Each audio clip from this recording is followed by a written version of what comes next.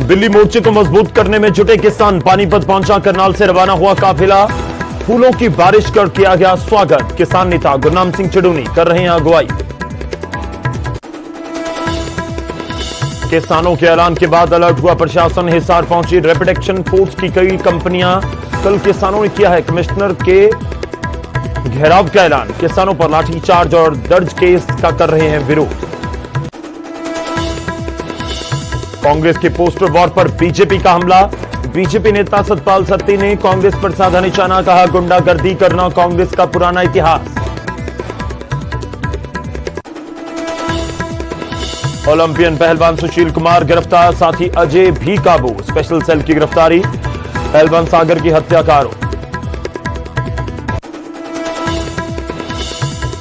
सुशील कुमार की गिरफ्तारी से सागर का परिवार खुश। फांसी की सजा की मांग। कहा सुशील ने गुरु शिष्य के रिश्ते को किया तार-तार।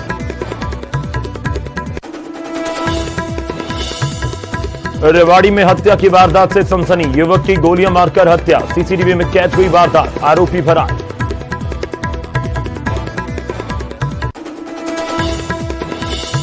हरियाणा में नहीं थम रहा ब्लैक फंगस का कहर। सिरसा में अब तक ब्लैक फंगस के 38 मरीज तो भिवानी में 10 नए मामले आए सामने। 8 लोगों की हो चुकी है मौत। मंडी में कोविड अस्पताल प्रबंधन के सामने खड़ी हुई नई मुसीबत। कोरोना मरीज ठीक होने के बाद भी आईसीयू बेड छोड़ने को नहीं है तैयार। एमएस बोले मरीजों में डर का माहौल। किन्नौर में लैंडस्लाइड से नेशनल हाईवे 5 बाधे तो दोनों तरफ लगी वाहनों की लंबी कतारें। बीआरओ की टीमें सड़क बहाली में जुटी।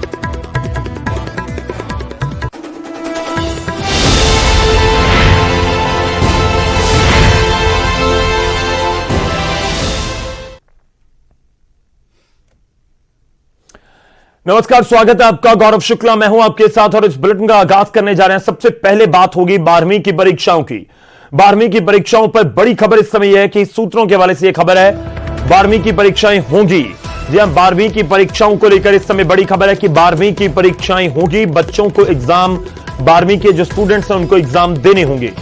1 जून को सीबीएसई की तरफ से तारीखों का ऐलान किया जाएगा। हालांकि आधिकारिक तौर पर इसकी पुष्टि होना अभी बाकी है। सूत्रों के हवाले से एक खबर हम आपको बता रहे हैं। जुलाई के महीने में 12वीं की परीक्षाएं हो सकती हैं। देश के शिक्षा मंत्री रमेश पोखरियाल निशंक कर सकते हैं ऐलान। कोविड प्रोटोकॉल के तहत जुलाई में परीक्षाएं करवाई जा सकती हैं। 12वीं की परीक्षाएं होंगी, यह कहा जा रहा है। सीबीएसई बोर्ड की परीक्षा होगी। किस फॉर्मेट में होगी, कब होगी, कैसे होगी, इसकी जानकारी शिक्षा मंत्री 1 जून को देंगे। 1 जून को 12वीं सीबीएसई परीक्षा की तारीखों का ऐलान होगा। इस सूत्रों की माने तो पिछले साल कोविड प्रोटोकॉल में जैसे जुलाई में परीक्षा हुई थी, इस बार भी जुलाई में ही परीक्षा होने की संभावना है। रुक करते हैं पंकज कबाई हमारे सहयोगी इस समय हमारे साथ हैं इस खबर पर ज्यादा जानकारी के साथ। पंकज, जानना चाहेंगे क्या कुछ जानकारी, क्या 12वीं के छात्रों को अब एग्जाम देने होंगे? ये लगभग तय हो चुका है? बिल्कुल बिल्कुल गौरव, क्योंकि आज एक हाई लेवल मीटिंग जो है वो केंद्रीय शिक्षा मंत्री की तरफ से ली गई थी। राजनाथ सिंह भी उस मीटिंग में मौजूद थे और सभी राज्यों के जो शिक्षा के सचिव हैं और शिक्षा मंत्री हैं उनके साथ मीटिंग हुई थी, फीडबैक ली थी। और गौरव, 12वीं की परीक्षाएं इसलिए भी जरूरी हो रही हैं क्योंकि 12वीं एग्जाम के बाद ही स्टूडेंट जो है वो तय करते हैं कि कितने नंबर आए हैं, कि कॉमर्स में जाना है, नॉन मेडिकल में जाना है, आर्ट्स में जाना है, कौन सी फील्ड में जो है वो आगे की अपनी पढ़ाई जो है वो कंटिन्यू करेंगे और नंबर के हिसाब से होता है। और इसी के मद्देनजर जब आज सभी राज्यों से फीडबैक ली गई तो ये कहा गया कि जुलाई में जो है वो जो है केस कम हो सकते हैं और इसीलिए 1 जून को 12वीं की जो सीबीएसई की परीक्षाएं हैं उसका ऐलान किया जा सकता है। ये सोर्सेज के हवाले से जानकारी मिल रही है। जो मीटिंग के अंदर जो हमारे सोर्सेज थे उनकी तरफ से ये जानकारी मिली। हालांकि ऑफिशियली कोई ऐलान अभी तक नहीं हुआ है, लेकिन सभी राज्यों को भी ये कहा गया है कि 3 दिन के अंदर अंदर राज्य किस तरह से कोविड प्रोटोकॉल को ध्यान में रखकर परीक्षाएं कराएं, इसका लिखित तौर पर जवाब जो है वो शिक्षा मंत्रालय को, केंद्र सरकार को भेजें। गौरव, शुक्रिया पंकज, धन्यवाद हमारे साथ जुड़ने के लिए, इस बातचीत के लिए। तो एक बड़ी खबर इस समय अपने दर्शकों को हम दे रहे हैं कि 12वीं की परीक्षाएं हो सकती हैं। यह कहिए कि लगभग तय हो चुका है कि 12वीं की परीक्षाएं होंगी। आज केंद्रीय मंत्रियों के साथ बैठक थी। देश भर के जो शिक्षा मंत्री हैं राज्यों के, उनकी तरफ से वो भी शामिल हुए, जो शिक्षा सचिव हैं वो भी शामिल हुए। और उसके बीच ये भी जानकारी है कि ज्यादातर राज्य परीक्षा करवाने के पक्ष में हैं। तो 1 जून को परीक्षाओं का औपचारिक तौर पर ऐलान हो सकता है। डेट शीट एक तरीके से ऐलान की जा सकती है कि कौन कौन सी परीक्षा कब कब होगी। और जुलाई के महीने में कोरोना प्रोटोकॉल के तहत 12वीं की परीक्षाएं हो सकती हैं। तो ये छात्रों के लिए खबर है, आपको तैयारी करनी होगी, आज से ही शुरू कर दीजिए। लगभग तय हो चुका है कि 12वीं के बच्चों को परीक्षा देनी होगी और जुलाई लगभग 1-1.25 महीना आपके पास है तैयारी के लिए।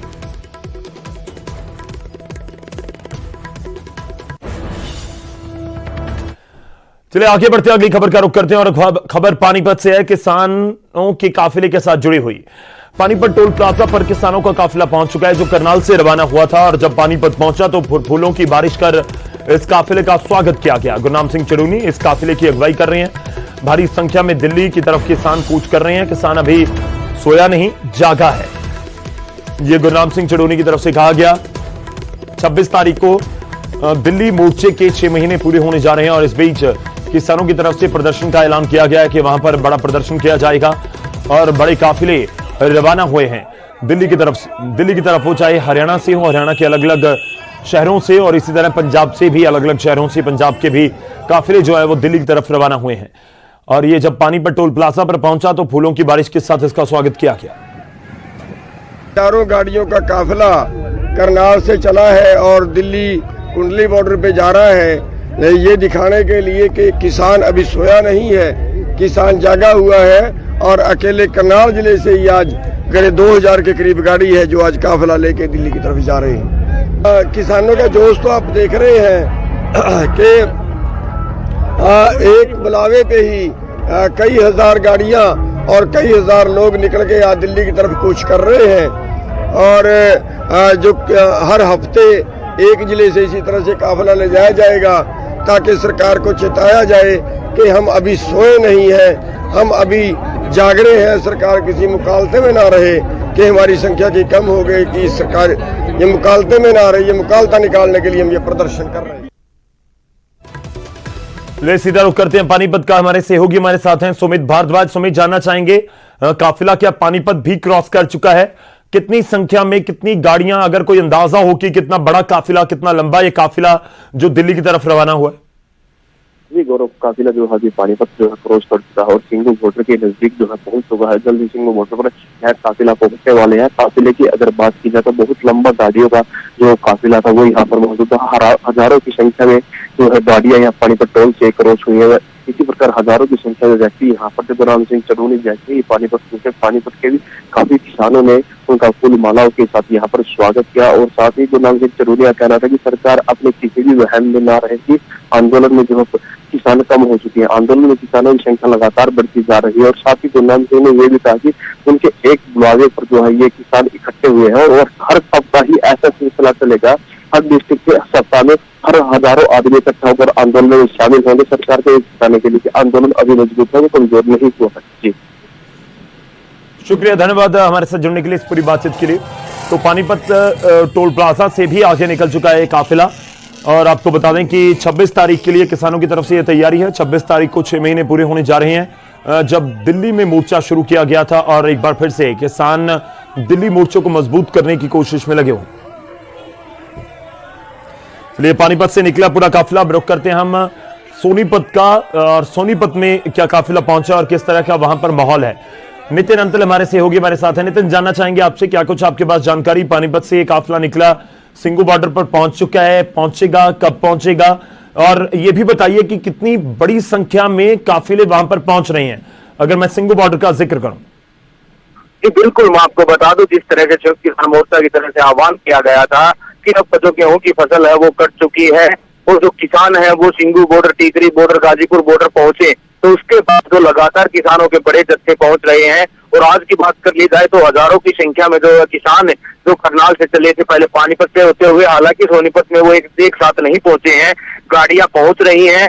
और लगातार अब सिंगू बॉर्डर पर भी जो किसान हैं वो उनकी गाड़ियां, जो बाइक थी वो गाड़ियां पहुंचना शुरू हो गई हैं। कहीं ना कहीं हम ये कहेंगे कि हालांकि जो है काफिला वो एक साथ नहीं पहुंचा यहाँ पर, लेकिन बड़ी तादाद में जो किसान हैं अब सिंगू बॉर्डर पर इकट्ठा होने शुरू हो गए हैं। जी शुक्रिया, धन्यवाद हमारे साथ जुड़ने के लिए, इस पूरी बातचीत के लिए। तो बड़ी संख्या में किसान पहुंच रहे हैं। किसानों की तरफ से पहले ही कहा गया था कि हम मजबूत करेंगे एक बार फिर से पूरे मोर्चे को।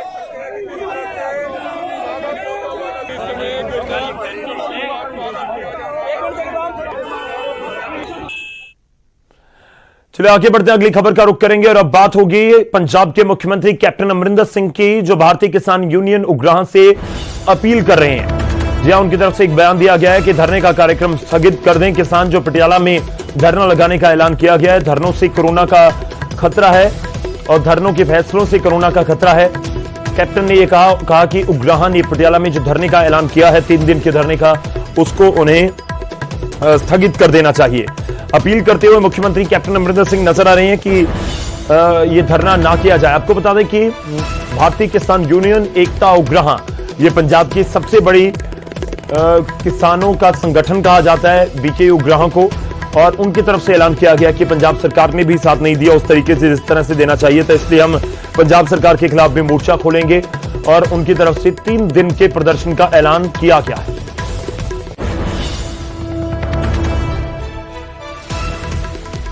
रुक करते हैं, हमारे सहयोगी हमारे साथ हैं पंकज कबाई।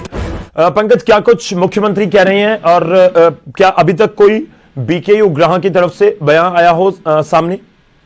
देखिए, अभी कुछ ही समय पहले, अब से 7 मिनट पहले जो है मुख्यमंत्री की तरफ से प्रेस रिलीज जारी करके अपील जो है वो भारतीय किसान यूनियन उग्राह को की गई है, क्योंकि उन्होंने 3 दिन का पटियाला में प्रोटेस्ट करने का ऐलान किया गया था। और क्योंकि ये सभी जानते हैं कि भारतीय किसान यूनियन उग्राह मालवे की सबसे बड़ी यूनियन है, यहाँ पर ये कहें कि पंजाब की सबसे बड़ी किसान यूनियन है, क्योंकि हम टिकरी बॉर्डर पर देख रहे हैं कि हजारों में महिलाएं, बुजुर्ग, बच्चे, नौजवान सभी इनकी जो यूनियन में है। और जब पंजाब सरकार की तरफ से उनके खिलाफ जब इन्होंने ऐलान किया है, तो ऐसे में मुख्यमंत्री ने इनसे अपील की है कि कट जो है वो ना किया जाए, फिलहाल धरने का कार्यक्रम जो है वो स्थगित कर दिया जाए, क्योंकि कोविड का खतरा जो है वो बढ़ सकता है। क्योंकि पंजाब में गौरव, हमने ये भी देखा है कि तमाम तरह के सियासी प्रोग्राम हो, धार्मिक प्रोग्राम हो, उन पर रोक लगाई हुई है और ये कहा गया है कि अगर कोई प्रोग्राम करेगा तो उसके खिलाफ FIR दर्ज की जाएगी। लेकिन किसानों से ये अपील की गई थी कि चाहे अगर आप टोल प्लाजा पर भी बैठे हैं तो वहां पर कम तादाद में बैठे, और अगर धरना पटियाला में ये भारतीय किसान यूनियन उग्राह देगी तो वहां पर हजारों किसान इकट्ठे होंगे और इससे कोविड फैलने का ज्यादा खतरा जो है वो बढ़ जाएगा। तो इसीलिए मुख्यमंत्री की तरफ से ये अपील जो है वो भारतीय किसान यूनियन उग्राह को की गई है कि फिलहाल कोविड के मद्देनजर इस धरने के कार्यक्रम को जो है वो पोस्टपोन कर दिया जाए। शुक्रिया पंकज, धन्यवाद हमारे साथ जुड़ने के लिए, इस पूरी बातचीत के लिए। तो मुख्यमंत्री अपील कर रहे हैं कि जो किसानों की तरफ से बीकेयू उग्राह की तरफ से एक प्रोग्राम का ऐलान किया गया है कि वो 3 दिन के लिए पटियाला में धरना देंगे, उसको स्थगित करने की अपील मुख्यमंत्री की तरफ से की गई।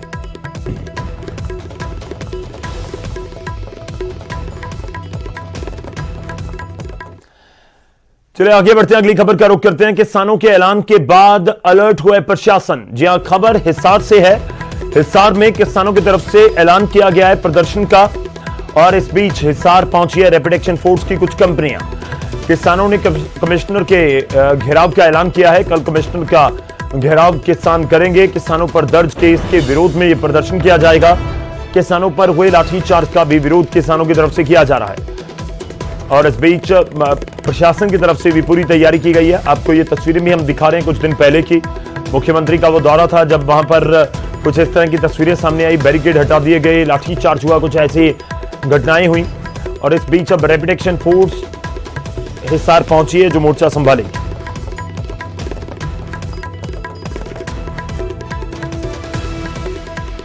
चलिए रुक करते हैं हिसार का, हमारे सहयोगी हमारे साथ हैं संदीप सैनी। संदीप, जानना चाहेंगे क्या कुछ आपके पास जानकारी इस समय, क्योंकि प्रशासन भी अपनी तैयारी दिखाने की कोशिश में है रैपिड एक्शन फोर्स के साथ।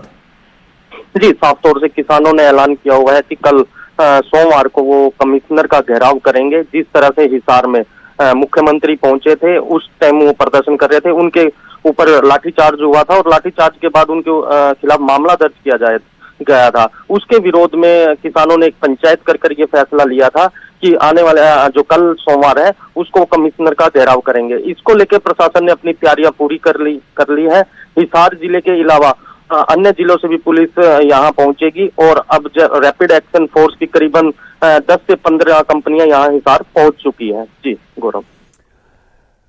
किसानों की तरफ से क्या ऐलान किया गया, अगर वो भी बताएं संदीप, क्योंकि कमिश्नर का घेराव होगा या उनके दफ्तर का घेराव होगा, कितने संगठन वहां पहुंच सकते हैं, कितनी संख्या में पहुंच सकते हैं किसान? जी, किसानों ने ऐलान जो किया हुआ था, पूरे हरियाणा से जो किसान है वो कल हिसार में पहुंचने थे।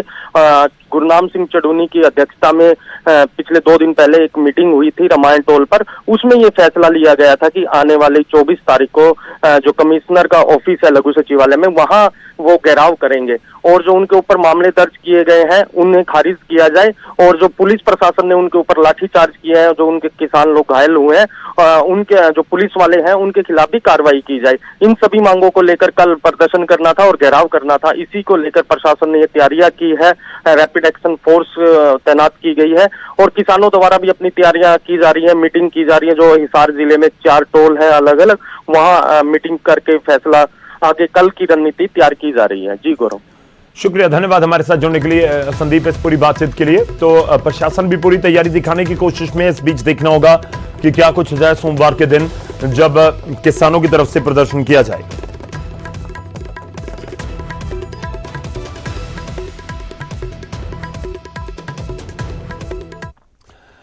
चलिए आगे बढ़ते हैं, अगली खबर का रुख होगा और अब बात हिमाचल की। हिमाचल के कांग्रेस के पोस्ट वॉर पर बीजेपी हमलावर है। हिमाचल बीजेपी की तरफ से निशाना साधा जा रहा है और बीजेपी नेता सतपाल सत्ती ने कांग्रेस पर निशाना साधा है। गुंडागर्दी करने का कांग्रेस का पुराना इतिहास है, सत्ती ये कहते हुए नजर आए। उन्होंने कहा कि कोरोना पर सुझाव की जगह सहयोग की नसीहत भी उन्होंने दी। नेता विपक्ष मुकेश अग्निहोत्री पर भी उन्होंने तंज कसा, कहा कि खुद गलत कर दूसरों पर दोष मढ़ना उनकी आदत है। दरअसल शनिवार को हिमाचल कांग्रेस की आपसी कलह फिर जग जाहिर हुई थी। एक गुट के कार्यकर्ताओं ने पूर्व प्रधानमंत्री राजीव गांधी, पूर्व मंत्री जीएस बाली और कांग्रेस के नेताओं की एक होर्डिंग को फाड़ दिया था। होर्डिंग में पूर्व मुख्यमंत्री वीरभद्र सिंह की फोटो नहीं थी और इस वजह से कार्यकर्ता नाराज हो गए। होर्डिंग को फाड़ दिया गया। शिमला स्थित कांग्रेस पार्टी कार्यालय और बस स्टैंड के पास ये होर्डिंग जो लगी हुई थी उसको फाड़ दिया गया। कांग्रेस की पुरानी आदत है, कांग्रेस में हमेशा तानाशाही रही है। कांग्रेस में अगर कोई नया नेता या कोई नया व्यक्ति काम करना शुरू करता है तो उसके विरोध में जो पुराने नेता एस्टेब्लिश होते हैं, उनके जो नुमाइंदे होते हैं या कह सकते हैं कि उनके गुर्गे होते हैं, वो लोग आकर के गुंडागर्दी करते हैं, तोड़फोड़ करते हैं, उनको डराने की कोशिश करते हैं।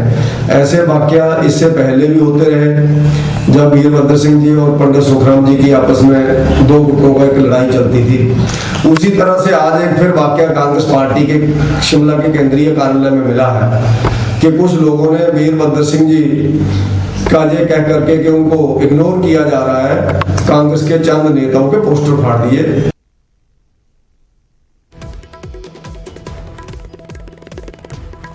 तो ये तस्वीरें भी आपको दिखा रहे हैं जो पोस्टर वॉर साफ तौर पर नजर आती है कि पोस्टर में तस्वीर नहीं तो फिर बवाल।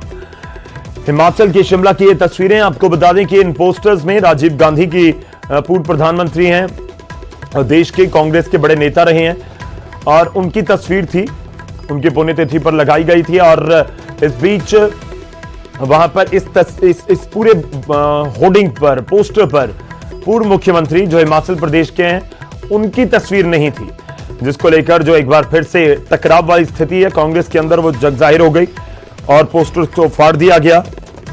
अब उस पर बवाल हो रहा है।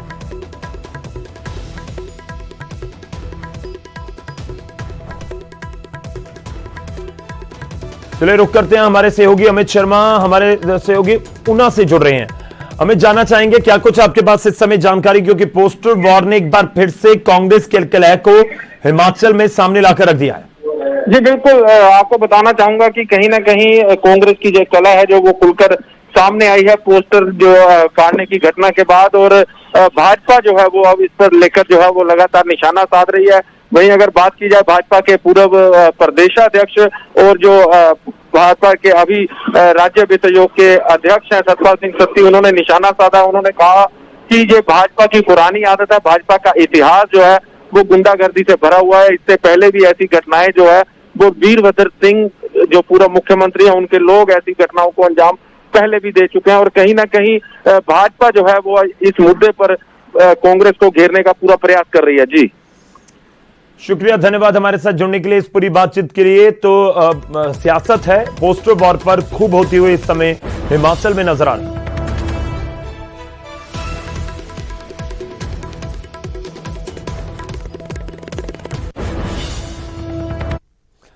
चलिए आगे बढ़ते हैं और इस समय बड़ी खबर है। इस समय हरियाणा से जुड़ी हुई, हरियाणा में 31 मई तक लॉकडाउन को बढ़ा दिया गया है।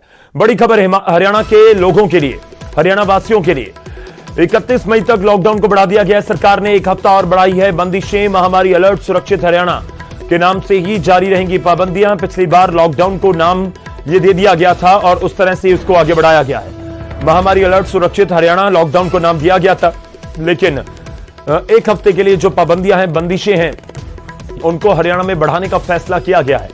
हालांकि हरियाणा में भी केसेस कम हुए हैं और पिछले कुछ दिनों में यह संख्या 5000 के आसपास पहुंच चुकी है, लेकिन लग रहा है कि हरियाणा का प्रशासन अभी और ढील देने के मूड में नहीं है। तो एक तरफ दिल्ली में लॉकडाउन को बढ़ाया गया है और कुछ ऐसा ही फैसला अब हरियाणा की सरकार ने लिया है। सीधा रुख करते हैं, हमारे सहयोगी हमारे साथ हैं मनोज कुमार, उनका रुख करेंगे।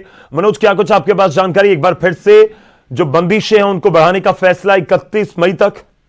बिल्कुल गौरव, देखिए जिस तरीके से पॉजिटिव रेट हालांकि कुछ कम हुआ है, लेकिन सरकार का मानना यह है कि अभी लॉकडाउन की और जरूरत है, इसलिए एक हफ्ते के लिए लॉकडाउन को और बढ़ाएगा। यानी कि 24 से 31 मई तक हरियाणा में लॉकडाउन रहेगा, लेकिन ये जो हफ्ता है इसमें कुछ ढील दे दी गई है कमर्शियल एक्टिविटी को।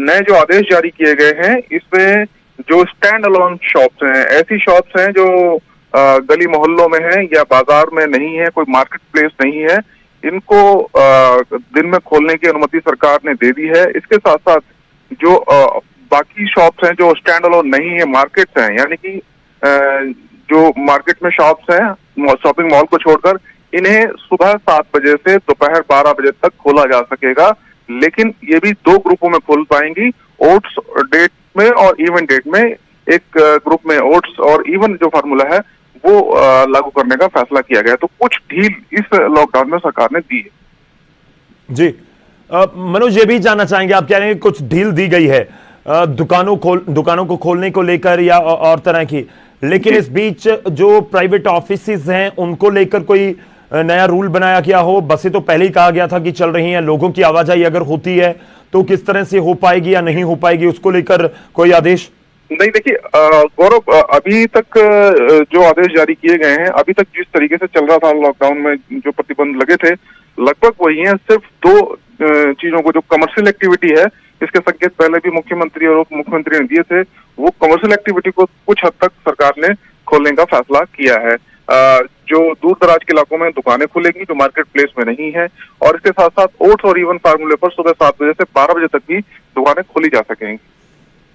ये कुछ जो डील है वो थी। जी शुक्रिया, धन्यवाद हमारे साथ जुड़ने के लिए। बड़ी खबर है इस समय हरियाणा वासियों के लिए। हरियाणा सरकार की तरफ से एक बार फिर से 1 हफ्ते का लॉकडाउन बढ़ा दिया गया है। सुरक्षित हरियाणा, महामारी अलर्ट सुरक्षित हरियाणा, ये नाम दिया गया है। और इस बीच आपको यह भी बता दें, जो जानने लायक जानकारी है कि कुछ ढील दी गई है। ढील आम लोगों के लिए नहीं है, केवल यही ढील है कि जो एसेंशियल सर्विसेज हैं उसके ऊपर कुछ ढील दी गई है, लेकिन 1 हफ्ते तक 31 मई तक लॉकडाउन को बढ़ाया गया है हरियाणा में। एक छोटे से ब्रेक के लिए रुक रहे हैं, वापस आएंगे कुछ और खबरों।